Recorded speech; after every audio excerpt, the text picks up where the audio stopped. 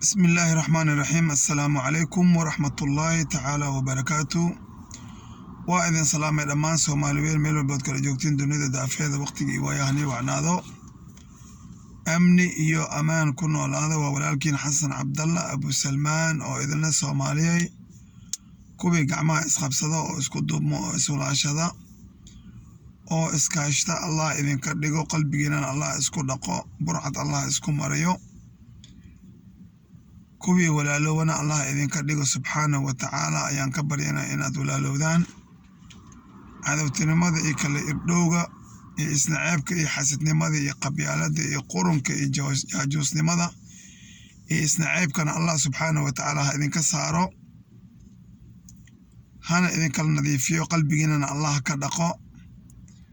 bahashan qabyaalada ayaa Soomaali dilootay oo cudur xun ku noqotay oo caruurtii حتى عادي أهان واستعمال إنسا قبيالة تأسي أو نقطي عذر ككلية إن صومالي ما أنت لا هاي إلهينا هكذا أخلق لنا سبحانه وتعالى إن بالذات دتك دائما بونبونيا إن ولا عذر كإسقاء إلهي قلوب توضها وناجيو إن ولا لها إن صومالي وقبائل بدنتهاي قبيل كان إله سبحانه وتعالى وحو أسمي وكلي لتعارف وإن لسكو أقوان صدو لكن لبدا قبيل مر والبا مربا وجه يليس معناها قبيالة الله إيغان قلبي وذا كدقو قبيالة الله إسجعليسيو الله ولا لك دقو إن صومالي انت كلا نيغا بدن أو نيغا تير بدن أو نيغا طيب بدن لكن waxaa noqoteen masiibadii Soomaaliya maanta u horseedeysay qabyaalada oo qabyaalada mar walba isku ereenaysay ama isku dacaayadeysay ayaa Ilaahay subxaanahu wa tacaala Ilaahay idinka dhigay oo wuxuu nigu saliday qurmuunka oo rasuulka calayhi salaatu wasalaam ka deeriyay oo yiri dacuha fa innaha mumtina ayaa tar iyo habeen idinka dabada haysiin oo darabtiin in aad ku nabnaatiin oo aydan ka xuroobin sida daraadeed walaalahayga qaaliga oo Soomaaliyeed waxaan rabaa hadii Allah awood la yiraahdo Ilaahay waxaan ka baryaa Soomaaliyeed qalbigeeda ka dhaqo qurmuunkaas isaga ah ee qabyaalada oo si caadi ah ka noqotay Soomaaliya oo waliba aad arkaysid ummadii kale ee qabaa'ilada kale ahaydna in iyaga laftigoodaba yani dabkii ay ku sii shubayeen yani gas oo ay qolo la jirsanayeen ama ay buunbuuninayeen war waxaan wax lagu kaftama hataa ma aha wax la buunbuuniyo ma aha wax la wadwada ma aha waa qurun waa neef baqtiyay oo dhago go'an oo san go'an ayay ka sii qurmoon badan tahay ka sii foolxumo badan tahay marka ma aha wax la wadwado oo la buunbuuniyo oo la weyneeyo ma aha maxaa yeelay waxaa la mid tahay adigoo qurmoon ama baqti dhintay wadwada oo ku faanaya oo kuwa kalena ay kugu ayidayeen oo duqsiga iyo qurunka iyo wasaqda ee gadaashiina socota la mid tihiin laakiin ma ogadin maxaa yeelay hadalka rasuulku ka hadlay calayhi salaatu wasalaamna waa hadal sax ah oo saxiix ah maxaa yeelay wama yantiqu anil hawa in huwa illa wahyu yuha kuma hadla hawadiisa wax ka soo goday illa wuxuu ku hadlaa wax loo soo waxyooday khayru khalqillah sallallahu wa salaamu alayhi muhammad ibn abdullah maxaa yeelay marka lagu leeyahay xanta waxay la mid tahay adigoo meedka adoo walaalkaago meed ah hilibkiisa cunaya la mid tahay dadka way fududeystaan oo waxay ka dhigtaan wax qayaaliya laakiin waa dhab waa adigoo cunaya walaalka oo meed ah hilibkiisa adoo cunayo ayaa la mid tahay rasuulka sidoo noo tilmaamay calayhi salaatu wasalaam marka sidaa daraadeed wax alla wuxuu rasuulku noo sheegay waa in aan baraatik ahaan inaan u aragnayo kala aan u qabsanaa maxaa yeelay waxaan rumeynay Ilaahay subxaanahu wa tacaala waxaan ku rumeynay qowlkii rasuulka calayhi salaatu wasalaam marka rasuulka isaga ahaa oo loogu soo dhiibay waxyigana loogu soo dhiibay risaalada afan waa in kalaamkiisa si dhab ah u rumeynaa axaadiistiisa maxaa yeelay waxaan wuxuu ku sheegay qurmuun ayuu ku sheegay waxaan qabyaalada ah marka wixii waxa qabyaaladii waxaaba u qaadateen ba hadda shay caadi ah oo macnaha basiid ah yani ma aha qabiil aan in aad u sheegayso hebel wuxuu ka dhashay qabiil fulaan ama qabiil fulaan ma aha ujeedadiinu ma aha taasi ujeedadiinu waaba shay caadi ah oo waxay noqotay ba yani lagu soo lifaaqay noloshii Soomaalinimadaaba lagu soo lifaaqay ba hebel yani saan weeye iyo hebel laan dheer waa iyo hebel fatuut waa iyo hebel intuu ka baxay ama heblaay inta ka baxday war waxaas waxaan kuu sheegayaa walaalkayga qaaliga ama walaashayda qaaliga ah qof alla iyo qofkii isaga hatta cayaar u soo qaata in uu yahay qof yani qurmoonkii u soo qaata adiga neef baqtiye oo qurna oo ur badan oo tuqsiga yani dushiisa dhan wada yani hawanayin ma u taawan si cayaar ah marka cayaar hatta qofkii u soo qaata ogoob in uu soo qaata qurmoonkii isaga ahaa dad ayaan arkay iyagana leh kaftanka xalaasha war kaftan goormuu xalaal noqday kaftan qofka bini aadamka rasuulka soo kuma dhin calayhi salaatu wasalaam xataa haddii uu leeyahay in qofka bini aadamka ah oo inta iyada aad ku tilmaantid intii ilaahay subxaanahu wa tacaala u sameeyey ama hadduu illa yahay ama hadduu dhikla yahay ama hadduu san la yahay oo san qoole yahay ama hadduu lug la yahay uu isaga ilaahay subxaanahu wa tacaala u sameeyey hataa haddii aad tiraahdo niyo hebel ilay ama hebel dhigay ama hebel sanqoole ama hebel lugay oo langare ama hebel gacmay in uusan asagana raali ka ahayn ma ogtahay in ay xanta soo galayso ama xantaba tahayba marka maxay tahay kaftanka xalaasha muxuu yahay yani shaydaanka yani heer wuxuu gaaray oo yani aqligii Soomaalida oo ka dhisto daara dheer oo wixii qaladka oo rasuulka calayhi salaatu wasalaam naga nahiyay loo soo qaadanayo yani shay dabiici shay caadi yani nin weyn ayaa arkaysa oo ku dhahay kaftanka xalaasha goorma xalaal noqotay kaftanka qofkan dhibaya oo isagoo aan ogoleen oo la yiri waxa la mid tahay xantana ay tahay macnaha xukunkeeda ama lagu tilmaamay adigoo cunaya meedka walaalkaaga meed ay hilibkiisa adoo cunayo kale oo rasuulka calayhi salaatu wasalaam ku tilmaamay goormuu noqday kaftanka xalaasha warniyo nimankan baadiyaha ka yimid reer baadiyaha waxay dhaqankii magaaladoo dhan ayay rogeen weliba dhaqankii magaalada inta rogeen ayay waxay u soo gudbeen in ay diintii rabaanba in ay rogaan haddana maxaa yeelay caraabiyiintu waa dad khatar ah waa dad cajiib badan maxaa yeelay diinta islaamka waxayna leedahay al-acraabu ashadda al-kufra wan-nifaaq ninka caraabiga ah ama reer baadiyaha ah ayaa ugu adag ashadda al-kufra kufrinimada يعني wax la duugo oo la aaso kufri يعني الكفر waxaa la yiraahdaa waxa la aaso la duugo Soomaa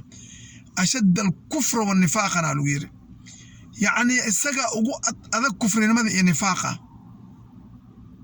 bal yaa ka nifaaq badan oo ka munaafiqnimo badan dadka balamada ka baxaya oo inta 24 saac beenta sheegaya waa calaamatu munaafiq 3 yiri rasuulka kaleey salaatu wasalaam marka aad la balantu kaaga baxaa markuu hadlaa beenu ku hadlaa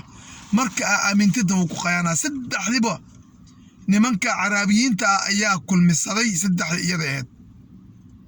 caraabiyiintii dawladnimada Soomaaliya rogay ee haddana raba in ay dhaqankii Soomaaliya markay rogaan ka bacdi haddana raba u soo dhigteen in ay diinti rogaan waa nimanka reer baadiyaha oo ku dhahay kaftanka xalaasha oo kaaga dhigaya qabyaaladii qurunkeed shay dabiici oo caadi ah oo intaas beenta daldalaya ama social media beenta ka sheegaya ama bulshada ee la noolin dhexdooda beenta ku afuufaya oo ah qayb kamid ah calaamatul munaafiq oo ballanti loo dhiga inta ka baxaya ballanka bax hadduu noqon lahaa nin madax ah madaxdii hadday noqon lahayn siyaasiyiintii hadday noqon lahayn wasiiradii hadday noqon lahayn xildhibaanada qaarkood hadday noqon lahaayeen kuwii mutacalimiinta lagu sheegay, hadday noqon lahaayeen wariyayaashii, hadday noqon lahaayeen kuwii social media ku jiray, hadday noqon lahaayeen kuwii ikhyaarta loo yaqaanay oo ardaalada ahaa ardaalayaasha. ikhyaar mee waa ardaalo, maxaa yeele nin been sheega waa ardaal dabcan. ballantii ka baxayiin, beentii sheegayiin, ammaanadii qayaanayiin, oo haddii la amino isdabamarin. إذا حدث كذب وإذا تؤمن خان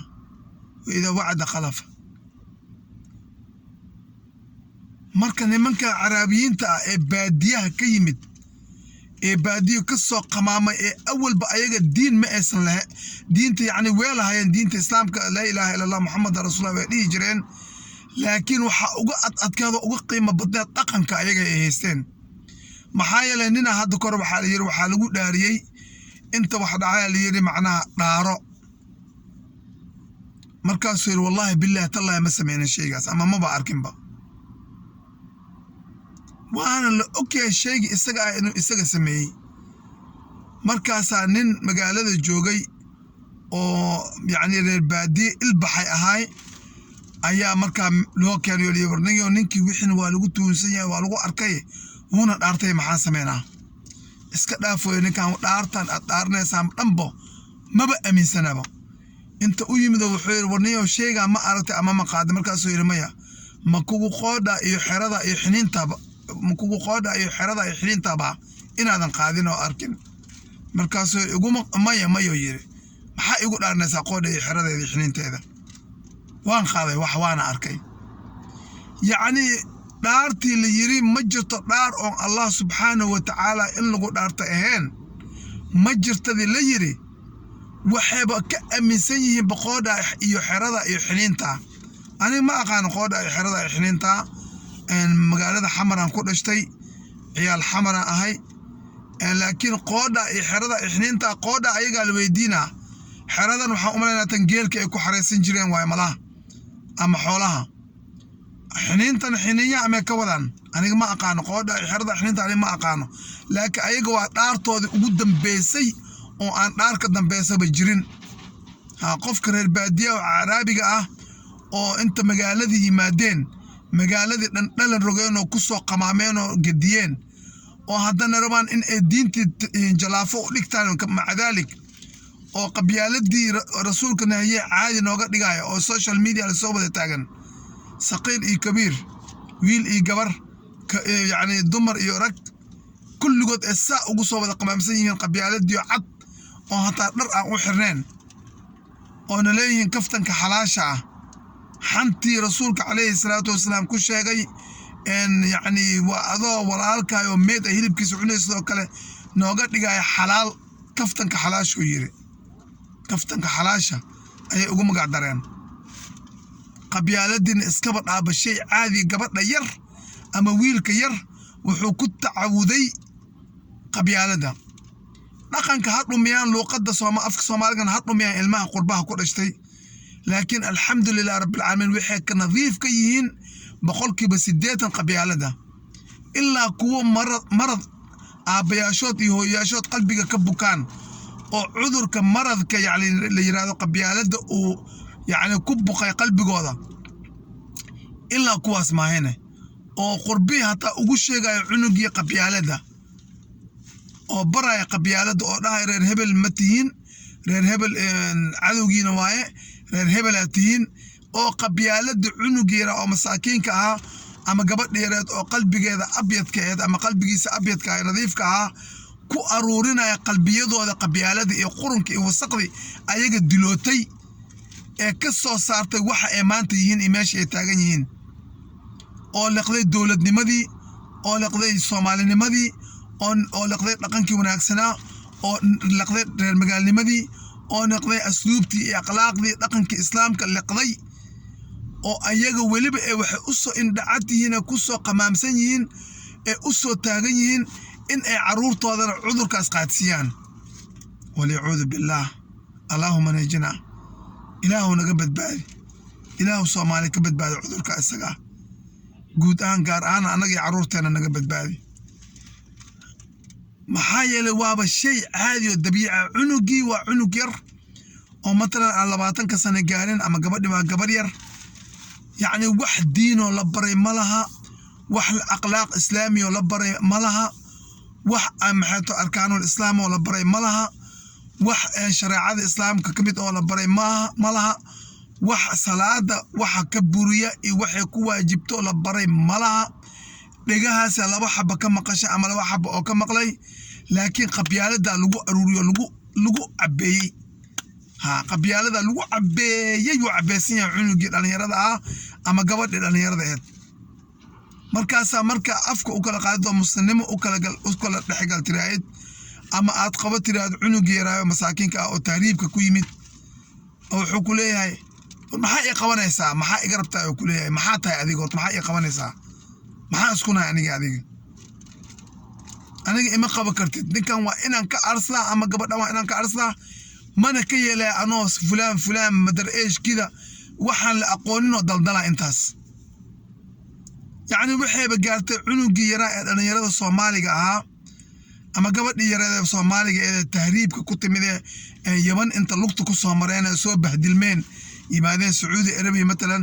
markii ay istiraad bal Soomaalinimo la sheekayso ama u aqli celi ama Soomaalinimo qaladka uu sameynayo kaga qabo cunuga dhalinyarada ah waaba cunug bedelan ba cunug caadi ah ma aha ba cunugii Soomaalida ogeynba ma aha ba waa cunug qabyaalad ka buuxdo oo aaminsan waxa adiga aad aaminsan tahay waxaan ahayn ba aaminsan qurun iyo qabyaalad iyo cudur iyo wasaqnimo iyo xabadkaaba u buuxaba isagoo dhanba waaba jiq waayo cunugii meel ka banaano wax looga shubaba ama wax looga dhaadhiciyo ma laha marka kolle horta adduunyada tan Ilaahay subxaanahu wa ta'ala asaa abuurtay Soomaalina kolle adduunyada ka mid tahay asaa abuuray dadka ku noolna isaga abuuray waa tan maxay tahay dad u dhashay Ethiopia ama Oromo ha noqdo ama qoomiyadaha kale ha noqdeen markay dhowr sanadood joogaan oo af Soomaaliga iyo dhaqanka bartaan ayay waxay darsaan in Soomaalida meesha kaliya oo laga furi karo oo durba laga kala daadan karo in ay tahay qabyaalada markaas waxa arkaysaa nin Oromiyan ah ama Amxaar ah ama qoomiyadaha kale Ethiopia مثلا ama qabiilo kale ah oo laba qof oo Soomaaliya u kala garqaadayo ama ay u kala xamanayeen maxay isku kala xamanayeen oo dhahan anoo qabiil fulaan ah ninkaas oo saasa ma anoo qabiil fulaan oo macnaa kaas waa qabiil fulaan oo waa maxay waxa ayaga sheegaan oo sheegaya marka isaga ah isagoo ninka Oromada ah ama Amxaariga ah ama Soomaaliga aan ahayn ayuu wuxuu u sheegaya ama ku liidaya ama ku bahdilaya ninkii kale ee walaalkii ee Soomaaliga ee dhul iyo dhaxal iyo dhaqan iyo dhalashaba ka dhaxaysay yacni waa darajada ee gaarsiisay qabyaalada yacni min numberka ugu sareeyo oo numberka boqolaad ah ilaa numberka ugu hooseeyo eber ah ayay maraysaa sheekada waxaaba arkaysaa dad waaweyn oo siyaasiyiin isku sheegaya oo damacsan in ay ummad hogaamiyaan oo social media ama macnaha yacni banaankaas cad la soo istaagaya yacni bahashi oo qayaxan oo aan hataa wax yaroo mara ah ku dadneen wuxuu rabaa inuu 20 milyan oo Soomaaliya hogaamiyo wuxuu rabaa inuu 20 milyan oo Soomaaliya ku qanciyo oo ka gado siyaasadiisa maca daalika wuxuu hubsan yahay ama labisan yahay ama uu gashan yahay ama uu ka dharagsan yahay waa bahashi qormuunka oo qabyaalada ayuu rabaa inuu Soomaali oo 20 milyan ah oo 30 yacni qabiil ah oo 100 dhaqan kale leh oo la rabo in isku soo kabkabo isku keeno la walaaleeyo ayuu rabaa asagoo qormuunka ka dharagsan wuxuu dacuha fa innaha mumtina rasuulka calayhi salaatu wasalaam yidhi asoo ka soo dhergay oo shaar iyo surwaal iyo jaakeed iyo koofiyad ka soo samaystay iyo kabo iyo suun weliba ayuu rabaa inuu ku soo hor istaago adiga kaa gado fikirka oo asaga xambaarsan yahay yaaqa aniga see iga gadi kartaa seen kugu aamini karaa warnimayo taariikhda aqrista taariikhda dadkii niigu horeeyay aqrista adduunyada tan ilaahi subxaanahu wa tacaala wuxuu yidhi in tilkal ayaam yudaawiruhaa bayna annaas adduunyada waa dubaar tilkal ayaam weeye yudaawiruhaa waxayna ku dhex wareegtaa bayna annaas maanta haddii adigu ku ag joogto berita hebelay ag tegaysaa ogow ha u malaynin inay adduunyada sidii ilaahay subxaanahu wa tacaala u abuuray keliya ahaanayso ama doorkaada maanta jooga inay doorkaaga keliya taagnaanay ha u malaynin taariikhdaada wax yar laba baal dib u soo celi shalay sidee ahayd maantana sidee tahay bes yacni dadaa waxay aaminsan yihiin in ay quwad leeyihiin ilaaha quwad le isla subxaanahu wa tacaala dadaa waxay aaminsan yihiin in qurunka ee afkooda ku sheegaya inuu qabyaaladda ah in ay wax ku yahan wallahi waxba ma tihiin wax aad tahay oo ilaahay abuurta ma leh waayo adigaa maanta sheegaya qabyaaladda iyo qurunka shalay aabbahaadaa sheegayay doraad awowgaagaa sheegayay doraadii kasii horeysay kii kaa horeeyay oo awoolanka adiga ka soo farxantay ayaa sheegayay maxay ku sameeyeen ragkaa waxaa leeyahay ragkoo biyo ka waran markaasuu yidhi dabadeeda ka daya haddii aad dhibic biyo aad dabadeeda ku aragtaan markaasaan war idin siinayaa ilaa ragkaha dabadiisa waa aragtay waa balastiigoo kale dabadiisa waa sida balaastiiga goomahoo kale hadda haddoo biyaha ka soo baxo xabad biyaha korkiisa dabadiisa ma fuusho marka haddii qabyaalad wax tarayso oo qabyaaladad meel geenayso odayaashii hore ayay meel geen lahayd aabbayaalkii hore ayay meel geen lahayd kuwii shalay dowladnimadii soomaaliya ku baabi'iyey oo iyaga isku cunay oo kii dowladda ahaa iyo kii baabi'iyeyba labadoodba qabyaalad darteed laisku baabi'iyey ayay wax tari lahayd kii maanta qoriga kuu dhiibay ama qabyaaladda macnaha ku adeegsaday dadka ama ku gumaystay ayay wax u tari lahayd walaalayaal qabyaalad wax ma tarto qabyaaladna meelba kuma geyso waxaa wax ku tahay oo qiimo ku leedahay oo sharaf ah ku leedahay waa qarannimo soomaaliyeed waa wadajir soomaaliyeed waa shucuub soomaaliyeed keligaa ma qaadan kartid magaca soomaalinimada keligaa ma qaadan kartid magaca qaranka soomaaliyeed keligaa ma qaadan kartid magaca dowladnimo waxaa wax ku tahay oo lagaaga cabsadaa oo aad sharaf ku leedahay iyo cizi iyo karaamo soomaalinimo ogow soomaalinimada aad sharafta ku leedahayna ma aha kan adiga kugu awoodda ab keliya inaad iska laaluushid oo aad wax iska siisid oo aad magac iyo muuna aad ka raaside kan ugu yar soomaaliya qabiilka ugu tirada yar oo aad minority ku tilmaanteen waayo kan aad ka rabtid soomaalinimada ilaa kan ugu weyn maxaa yeelay shantaas farood way kala dheer yihiin isku mid maaha mid walbana waxay leedahay qiimaheeda iyo qayimkeeda iyo miisaankeeda iyo muggeeda bal suulkaas ka gooy afartaas farood qiimo meelay leeyihiin maya hay suulka soo celi fartaas ka goo afartaas far qurux may leeyihiin maya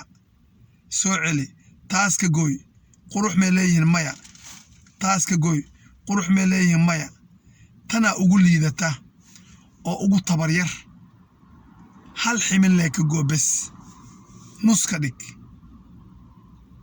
qiimo ma leeyahay gacantii qofka bini aadamka qiimo iyo qurux ma leedahay waa maya marka sida shantaas farood ee isku qurxiyaan oo kale oo ay qiimo u wada leeyihiin oo markay wax qabanayaan saa u wada qabtaan oo markay wax deynayaan saa u wada deeyaan sidaasoo kale qiimo ugu leedahay soomaalinimada fikradda qaldan ee kaa dhaadhacsan haddii ay adoo aabbayaashaa kaa dhaadhiciyeen oo cudurkii ayaga maanta ee ku dhinteen oo godka ee ugu jiraan adiga ee kugu reebeen adiga waxaan ku dhihi lahaa ama iyada waxaan dhihi lahaa wiilka Soomaaliyeed iyo gabadha Soomaaliyeed waxaa sharaf iyo qiimo iyo masab iyo maqaam iyo cizi aad ku leedahay Soomaalinimo wax ka soo harood wax ku tahay malaha ma aha in aan ka hadlayna binisba diin waa nicmo kale oo Ilaahay nagu galadeystay laakiin ummadaha quruumaha ka samaysan diimaha kala duwan ama ka samaysan quruumaha ka samaysan diinta masiixiga dad waxaa jira dowladooda masiixiga jirto ama dowladooda diin la'aan jirto ama dowlad diino mushakala jirto anaga kama hadlayno biismi diin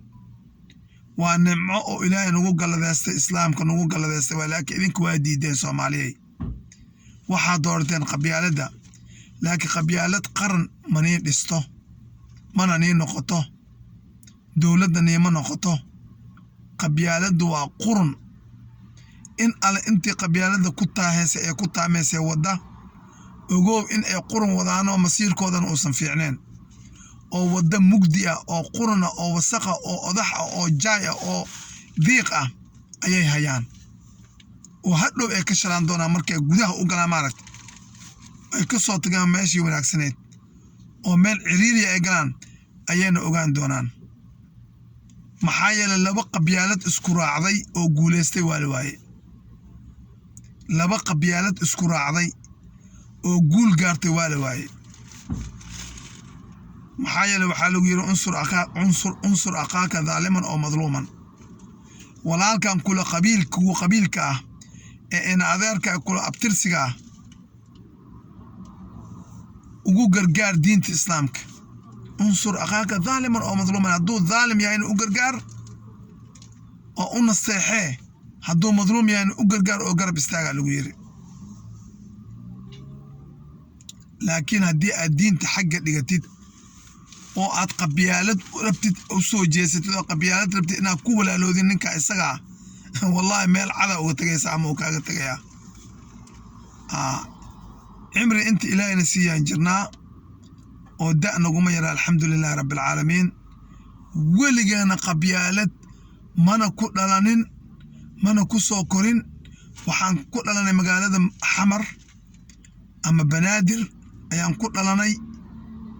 حافظ أقونا أكسن وأن قبيالة لقى أقولنا كلاني وليرادوا وابري ولقينا ما أنا أرى قبيالة وحان كسو بربارني كعانكي بركيسنا إيكو إلى هاتنكي أكتوبر يا مدحوين محمد سياد بره قامناي الله أنا حريص دنبقيس الله ضعفه محايا لي قفك بلي آدم كحولية حمان إيسمان قف وذا في عن مجره أذيك ما وذا في عنيت من وذا حميد سيدا أذيك مرك أفك قلت أكتب مدحوين كو إلى هاتن ودن كو سو حكوماي أو وناك سو حكوماي أو أمدي وحبرشة فري أقريجي عافماتك فري أقريجي أن كل مركز رواء جوستان وأبسي ونمك جوستان حلو يعني أشرعية أو مساكين إما القبائل بأوضن ولا يعني وحبة برناين هذيك محتاج محا أسمين ويس هذيك محا أسمين ويس ما سمين هذيك مركز سيدا دراسة وحنقصها بربارني دولة دي مدحوين محمد سياد بري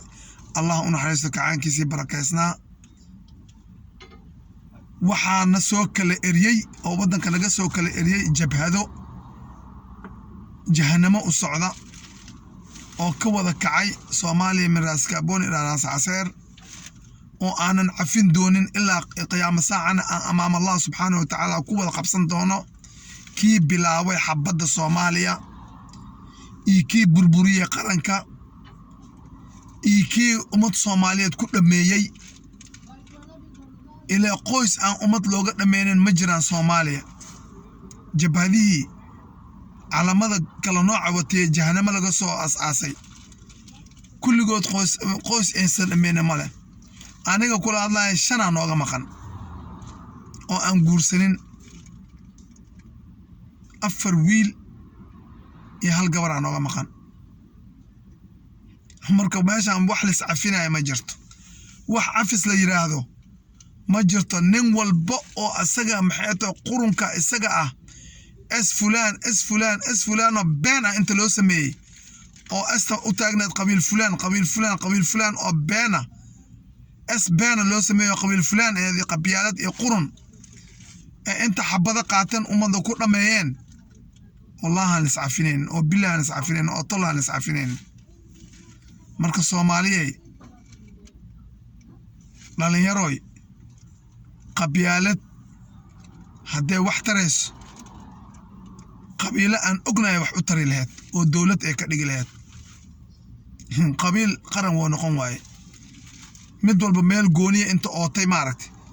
oo yar qabiil hebel aan ahay oo rabay inuu dowlad ku noqdo way noqon waayeen min waqooyi galbeed ilaa meesha ugu dambeysa oo koonfur oo Ras Kaamboni ah nin walba qabiil qayb yar maxaa qaran loo noqon waaye marka maxaa dowlad loo noqon waaye